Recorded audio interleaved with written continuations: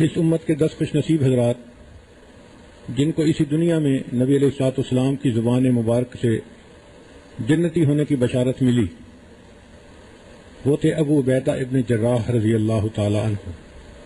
ان کا نام عامر تھا، ابو عبیدہ ان کی کنیت تھی۔ 8 آدمیوں کے بعد مسلمان ہوئے، یعنی سابقین اولین میں سے ہیں۔ وہ لوگ جو بہت ابتدائی دور میں مسلمان ہوئے ان میں سے ایک ہیں۔ ان سے پہلے حضرت طلحہ رضی اللہ عنہ مسلمان ہوئے تھے، اس کے بعد ابو عبیدہ رضی اللہ تعالیٰ عنہ بھی مسلمان ہوئے۔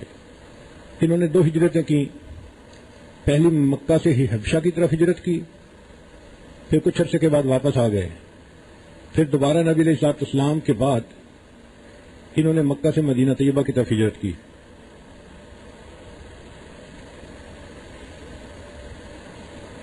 حضرت ابوبکر صدیق عنہ کے زمانے میں اور سیدنا عمر خطاب عنہ کے زمانے میں یہ اسلامی لشکر کے سربراہ تھے، یعنی کمانڈر ان چیف تھے، اور اللہ نے ان کے ہاتھوں پر شام، عراق، فلسطین کو فتح فرمایا۔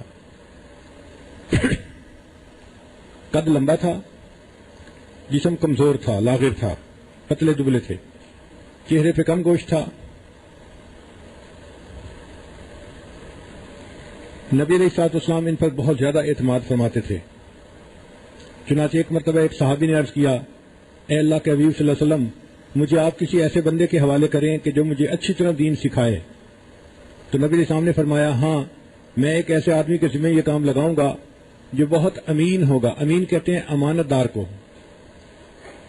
یعنی با اعتماد ہوگا، اور وہ تمہیں اچھی طرح دین سکھائے گا۔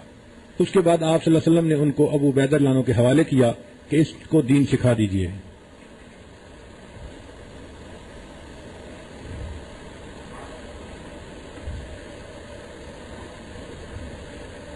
سیدہ صدیقہ رضی اللہ تعالی عنہ سے کسی نے پوچھا تھا کہ اگر نبی علیہ السلام اپنے بعد کسی کو خلیفہ متعین فرماتے تو کس کو فرماتے؟ تو انہوں نے فرمایا کہ ابوبکر صدیق رضی اللہ عنہ کو۔ اس نے پوچھا ان کے بعد؟ انہوں نے کہا کہ حضرت عمر رضی اللہ تعالیٰ عنہ کو۔ اس نے پوچھا ان کے بعد؟ تو انہوں نے کہا ابو عبیدہ ابن جراح رضی اللہ تعالیٰ عنہ کو۔ اس نے پوچھا اس کے بعد؟ تو ام المؤمنین نے اس کے بعد خاموشی اختیار فرما لی۔ یعنی اتنے اعتماد والے بندے تھے کہ سیدنا صدیق اکبر رضی اللہ عنہ اور عمر رضی اللہ عنہ کے بعد ان کا نام آتا تھا۔ ایک مرتبہ نبی علیہ السلام نے انہیں ایک مہم پر بھیجا، 300 آدمی ان کے ساتھ تھے، اور نان نفقہ کے طور پہ صرف ایک بوری کھجور تھی، کھجور کی ایک بوری تھی جو کھانے کے لیے تھی۔ تو ابو عبیدہ رضی اللہ عنہ چل پڑے، ہر روز ایک بندے کو ایک کھجور تقسیم ہوتی تھی۔ صحابہ کرام کہتے ہیں کہ ہم اس ایک کھجور کو لے کے بہت دیر تک چوستے رہتے تھے، پھر اس کو کھا لیا کرتے تھے اور پانی پی لیا کرتے تھے۔ یہ ہمارے دن اور رات کا کھانا ہوتا تھا، 24 گھنٹے کا کھانا ہوتا تھا۔ تو ایک صحابی نے اپنے بیٹے کو یہ بات بتائی تو بیٹا بڑا حیران ہوا، ابا جان 24 گھنٹے میں ایک کھجور کھاتے تھے؟ ان کا بیٹا اس کھجور کی قیمت کا اندازہ اس دن ہوا جب وہ بھی ملنی بند ہو گئی۔ اور بعض حضرات ایسے تھے کہ جو بھوک کی وجہ سے درختوں کے پتے اتار کے کھایا کرتے تھے۔ اس حال میں ہم نے وہ سفر کیا، جب سمندر کے کنارے پہنچے تو ہم نے دور سے ایک ٹیلے کو دیکھا، جب قریب گئے تو دیکھا کہ وہ مچھلی تھی، امبر نامی مچھلی۔ اتنی بڑی مچھلی تھی کہ اس کے آنکھ کے اندر 19 آدمی داخل ہو گئے۔ آپ اندازہ لگائیے وہ مچھلی کتنی بڑی ہوگی کہ جس کے آنکھ کے خول کے اندر 19 بندے داخل ہو گئے۔ فرماتے ہیں کہ ہم نے ان کا ایک کانٹا اٹھایا اور رکھا تو اونٹ جو سامان سے لدا ہوا تھا وہ اس کے نیچے سے آرام سے گزر گیا۔ 300 آدمیوں نے 1 مہینے تک اس کا گوشت کھایا، 300 آدمیوں نے 1 مہینے تک اس مچھلی کا گوشت کھایا، حتیٰ کہ وہ واپس مدینہ طیبہ پہنچ گئے۔ تو نبی علیہ الصلوۃ والسلام کو یہ واقعہ سنایا تو نبی علیہ السلام نے فرمایا کہ یہ اللہ تعالیٰ نے مدد فرمائی تمہاری، اور تمہیں اللہ نے غیب سے رزق عطا فرما دیا۔ پھر نبی علیہ السلام نے فرمایا اگر کچھ گوشت بچا ہوا ہے تو مجھے بھی دو، میں بھی اس میں سے برکت کے لیے کھانا چاہتا ہوں۔ تو کچھ گوشت بچا ہوا تھا جو اللہ کے حبیب صلی اللہ علیہ وسلم نے بھی کھا لیا۔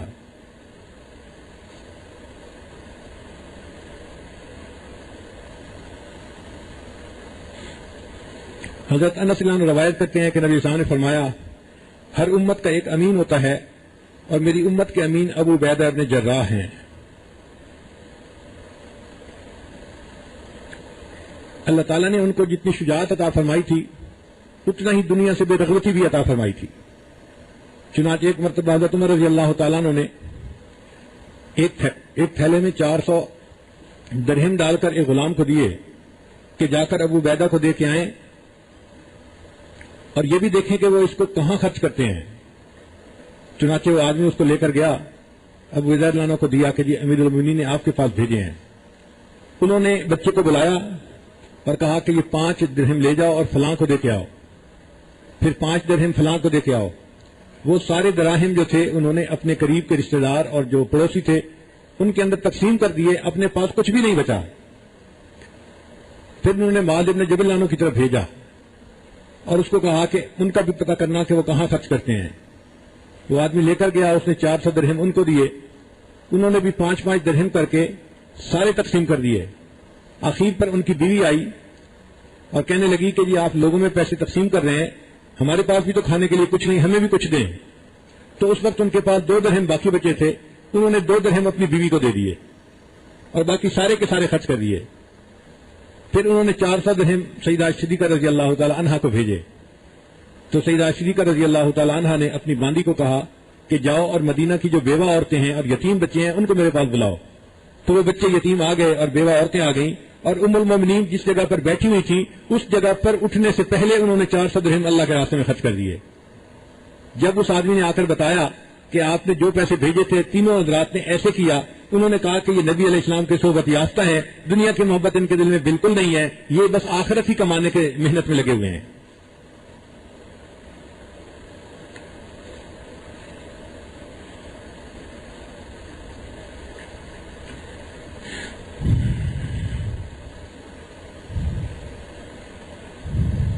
حضرت عمر رضی اللہ عنہ کے زمانے میں حجاز میں قحط پڑ گیا. اب اس بات کی ضرورت تھی کہ کوئی بندہ جائے اور امانت داری کے ساتھ وہاں جا کر غلہ تقسیم کرے. یہ ایک امانت کا کام بھی تھا اور مشقت آمیز کام بھی تھا.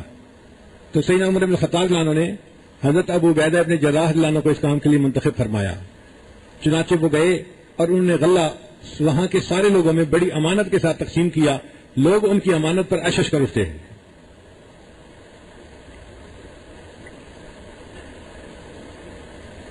ایک مرتبہ ابو عبیدہ رضی اللہ تعالیٰ عنہ بیٹھے ہوئے رو رہے تھے. کسی نے پوچھا کہ حضرت رو کیوں رہے ہیں؟ فرمانے لگے کہ مجھے میرے آقا صلی اللہ علیہ وسلم نے ایک مرتبہ فرمایا تھا, ابو عبیدہ اللہ تمہارے ہاتھ پر شام کو فتح کروائے گا اور اس وقت تمہیں خوب مال غنیمت ملے گا, مگر تمہارے لیے 3 سواریاں کافی ہوں گی اور 3 نوکر کافی ہوں گے. ایک سواری تمہارے لیے اور ایک تمہارے خادم کے لیے اور ایک تمہارے گھر والوں کے لیے. تو 3 سواریاں اور 3 خادم تمہارے لیے کافی ہوں گے.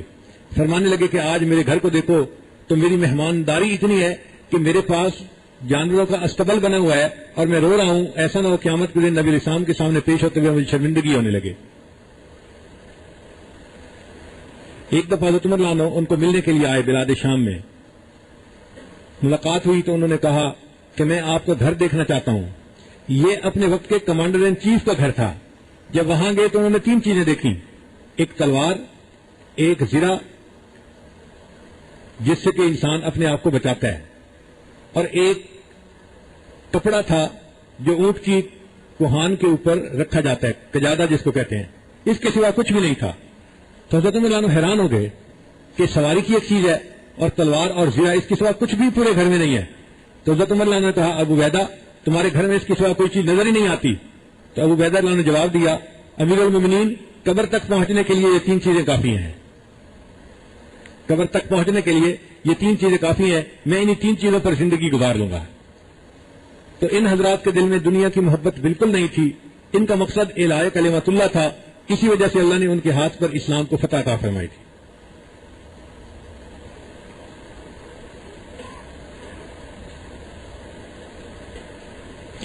غزوہ احد میں ابو عبیدہ رضی اللہ تعالیٰ عنہ نبی اسلام کو تلاش کرنے لگے. حضرت زبیر رضی اللہ عنہ فرماتے ہیں کہ میں پہلے پہنچ گیا تھا, میرے بعد ابو عبیدہ رضی اللہ عنہ وہاں پہنچے.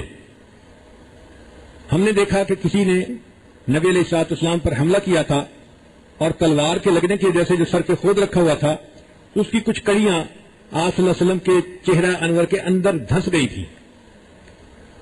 تو ہم اس بات کو دیکھ کر بڑے غمزدہ ہوئے اور ہم چاہتے تھے کہ وہ کڑیاں آپ صلی اللہ علیہ وسلم کے جسم سے نکالیں. جب میں آگے بڑھا تو ابو عبیدہ رضی اللہ عنہ نے مجھے کہا کہ میں تمہیں اللہ کے حق کا واسطہ دیتا ہوں، یہ کام مجھے کرنے دو. فرماتے ہیں انہوں نے ایک کڑی کو نکالنا چاہا تو وہ سخت اندر گئی ہوئی تھی، نکلتی نہیں تھی، تو انہوں نے اپنے دانت سے پکڑ کر نکالی.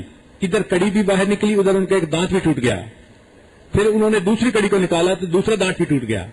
تو ابو عبیدہ رضی اللہ عنہ نے اپنے 2 دانت نبی علیہ السلام کی خدمت پر قربان کر دیے تھے. صحابہ فرماتے ہیں 2 دانتوں کے ٹوٹنے کے بعد وہ اتنے خوبصورت نظر آتے تھے، اس سے پہلے اتنے خوبصورت نہیں نظر آتے تھے. یہ کیسے خوش نصیب حضرات تھے جنہوں نے نبی علیہ السلام کی خدمت کا حق ادا کر دیا.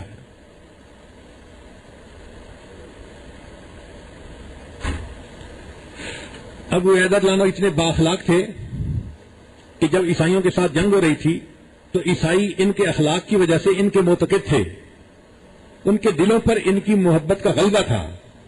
چنانچہ ایک مرتبہ ایک عیسائی سفیر آیا اور ابو عبیدہ رضی اللہ عنہ کو دیکھ کر کہنے لگا کہ آپ کی سادگی کو دیکھ کر اور آپ کی شجاعت کو دیکھ کر میرا دل چاہتا ہے کہ میں کلمہ پڑھ کے مسلمان بن جاؤں. چنانچہ اس نے کلمہ پڑھا اور وہ مسلمان بن گیا. یعنی دشمنوں کے دلوں پر بھی حکومت کرتے تھے. ان کے اخلاق ایسے تھے جنہوں نے دشمنوں کے دلوں کو بھی جیت لیا تھا. سن 18 ہجری میں بیت المقدس کے قریب ایک جگہ تھی، وہاں پر طاعون کی بیماری پھیلی اور ابو عبیدہ ابن جراح رضی اللہ تعالیٰ عنہ اس بیماری میں مبتلا ہوئے اور وہاں ان کی وفات ہوئی اور وہیں پر ان کی تدفین ہوئی. جب ابو عبیدہ رضی اللہ عنہ کی وفات ہوئی تو اس وقت ان کی عمر 58 سال تھی. علامہ اقبال نے ابو عبیدہ رضی اللہ عنہ کے بارے میں چند اشعار لکھے ہیں، ذرا غور سے سنیے. فرماتے ہیں صف بستہ تھے عرب کے جوانان تیغ بند، تھی منتظر حنا کی عروس زمین شام. یعنی شام کی جو دلہن تھی وہ مہندی کے انتظار میں تھی، اور چونکہ جنگ ہونی تھی تو جو خون بہنا تھا یہ اس زمین کے لیے مہندی کی مانند تھی. صف بستہ تھے عرب کے جوانان تیغ بند، تھی منتظر حنا کی عروس زمین شام. ایک نوجوان صورت سیماب مضطرب، ایک نوجوان جو پارے کی طرح مضطرب تھا، آ کر ہوا امیر عساکر سے ہم کلام. وہ امیر لشکر سے حضرت ابو عبیدہ بن جراح عنہ سے آ کر ہم کلام ہوا. اے ابو عبیدہ رخصت پیکار دے مجھے، اے امیر لشکر آپ مجھے لڑنے کی اجازت دیجیے کہ میں دشمن پہ حملہ کروں اور لڑوں. اے ابو عبیدہ رخصت پیکار دے مجھے، لبریز ہو گیا میرے صبر و سکون کا جام. بےتاب ہو رہا ہوں فراق رسول میں، ایک دم کی زندگی بھی محبت میں ہے حرام. اس نوجوان کے دل میں نبی علیہ السلام کی محبت کا اتنا غلبہ تھا کہ اس نے یہ کہا کہ بےتاب ہو رہا ہوں فراق رسول میں، ایک دم کی زندگی بھی محبت میں ہے حرام.